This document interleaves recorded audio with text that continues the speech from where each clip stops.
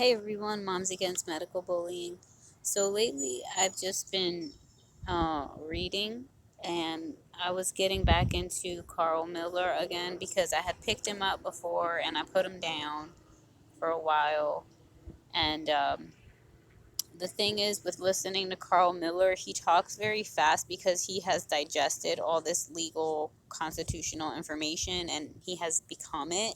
So he talks very quickly, and it's hard to, catch on and digest what he's saying. But I found a printout, which I've been reading, which is a transcript of his video. And so that's really been helping me to understand some important arguments. And being like everything that's going on with these orders and masks, it's really pushed me again to um, uh, read Carl's information about knowing our Constitution and certain legal arguments that could be made in court in front of a judge. Um, Basically, what I've got is that so far, um, well, first of all, the basic argument about doing anything unconstitutional, about any unconstitutional laws, is that Marbury versus Madison says that the state cannot make laws that conflict with the Constitution. And then, let's see, Shuttlesworth versus Birmingham, Alabama says that if the state does, then you don't need to follow any unconstitutional laws. And then another one, and I always forget this other one, but the other case says that if you don't follow the unconstitutional law, you can do so with impunity, that you will not get penalized for not following an unconstitutional law, a law that conflicts with the law of the land. So, and then he also talks about how the state cannot turn a constitutional right into a privilege. He goes over a case, Shapiro versus Thompson, which the case established that we have a right to travel. What I find interesting about using the Supreme Court cases to defend yourself is that, the whole case doesn't necessarily need to be about the specific topic. It's about the ruling of the case, I guess. So, Shapiro versus Thompson concluded that we have a right to travel freely. So basically, that word right, so whatever that we have a right to do by the Constitution, the state is not allowed to turn that right, that already freely given right, into a privilege, making people get a license and charging a fee for it, which that's how he gets into license plates and licenses, and he gives the whole argument of how to argue that in court and how to win. Well, the thing is that he says you need to read the cases, because if you don't read and understand the cases, that the judge will probably know and throw your case out of court. So anyway, that's a lot of reading.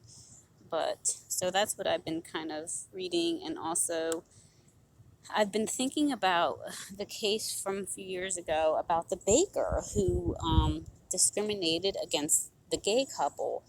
And that's been on my heart a lot about what's going on with stores refusing people who don't wear masks. And I feel like it's discrimination.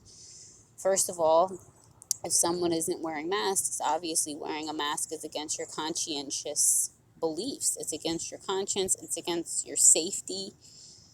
So I feel like right there we have a case, that it's unconstitutional to try to make people wear masks. And basically it's discrimination to not let someone with a mask in your store, especially if you're a huge corporation, like Walmart or Costco. But I don't know if you guys seen this video, but watch this video. Mask, bro. But you gotta wear a mask, bro.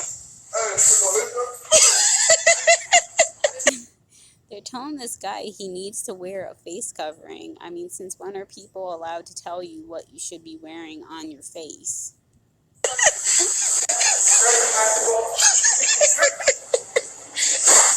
Bruh, these folks is tripping, bruh. Hey, sir, everybody got on masks, man. Everybody got on masks, man. You want a mask? So just because everyone has on a mask doesn't mean he needs to put on a mask, you know? That doesn't make it a law. Man, I got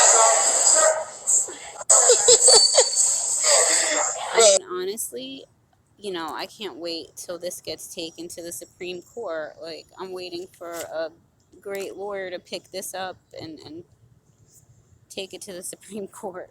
This is too funny, bro. Poor thing, man.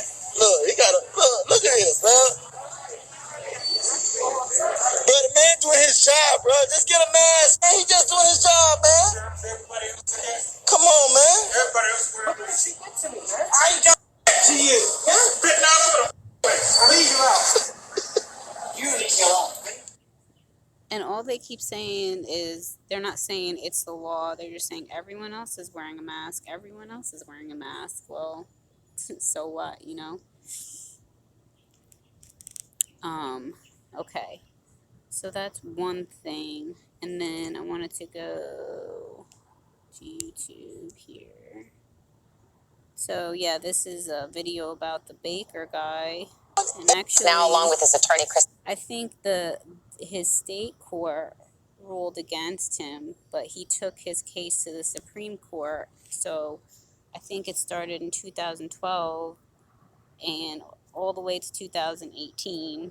And Wagner, morning to both of you. And I love the way they say this argument here. Good morning. Jack, this has been a long road for you. Started back in 2012. Yesterday, you actually heard the words. You heard that verdict. Just tell me what your reaction was to that. I was thrilled. The United States Supreme Court has decided that we can try and enter the wedding business again and realize that I serve everybody, and it's just that I don't create cakes for every occasion that people ask me to create. Kristen, let me ask you, because this was a ruling overwhelmingly in Jack's favor, a 7-2 ruling, but many legal scholars have said it's narrow in scope. For somebody who is just watching this morning, does this mean that any baker or any company could just refuse services to a gay couple on religious grounds now? Absolutely not. The court made very clear, as we made clear in our argument before the court, that Jack loves and serves anyone who walks into a store, but he doesn't express all messages. And that was critical for the court. So you see, the court ruled that you can't really discriminate against people. But what they're saying is he could not create a cake for that occasion because his own consciousness and his own being goes into what he creates, and that would be against his conscience to create something that he does not support. Court's decision. Justice Kennedy made clear that religious hostility by the government has no place in a pluralistic society, and that was critical to his ruling. Jack, some people may look and they might think, wow, you know, I think this guy is discriminating. 50 years ago, it was interracial marriage. You couldn't go in and some people wouldn't give you goods or services. And now this guy's doing that. What's your reaction to that? I don't discriminate against anybody. I serve everybody that comes in my shop. So I'll say again, I don't create cakes for every message that people ask me to create. So if a gay couple came in and said that we'd like some cupcakes for our Absolutely. wedding. I told these two men when they came to my store, I'll sell you cookies, brownies, birthday cakes. I'll make you custom cakes. I'll make anything. It's just the art of the cake. This cake is a specific cake. A wedding cake is a wedding is an inherently religious event, and the cake is definitely a specific message that goes with that. We have to remember that in Jack's case, as the court said, he's an expert baker. So when you go into a cake shop, he sketches, he sculpts, he hand paints these custom cakes that are one-of-a-kind cakes. And that's what the court dealt with yesterday. It also said that people of goodwill need the space necessary to disagree on this issue. And it's distinguished cases involving interracial marriage in the past with the decent and honorable beliefs of Jack and millions of Americans like him that believe marriage is between a man and a woman of all different faiths, Jewish, Muslim. There are other cakes I know you don't create on religious grounds, such as? I don't create cakes for Halloween. I wouldn't create a cake that would be anti-American or disparaging against anybody for any reason. Even cakes that would disparage people who identify as LGBT. Just cakes have a message, and this is one that I can't create. All right. Okay. Thank you very much. Thank you very much for being with us. Appreciate it. Yeah, so basically he's saying he can't support that message or that event. Not necessarily that he hates the people or won't serve the people. Like he said, if they wanted, anything else, if they wanted to buy something from his bakery, they're more than welcome to be customers. It's just that he could not create a cake for that event that would be against his conscience. So, I mean, if the Supreme Court rules that you can't, discriminate based on a person's, you can't tell a person they can't come in your store because they're gay, you know what I mean? Then what gives you the right to say a person can't come in your store because they're not wearing a mask, which is against their conscience, against their beliefs, against their safety, against their constitutional rights, to safety and liberty and the pursuit of happiness. So, I don't know. Also, lastly, ever since I was concerned about wearing masks at the courthouse and everything, somebody linked Peggy from the Healthy American. So I've been following her videos here on YouTube. She's pretty inspirational, and she likes to talk about the law, and I love that. Even though she's in California, so I can't get her specifics on my state, but I'm just gonna have to do more, research and see where things go.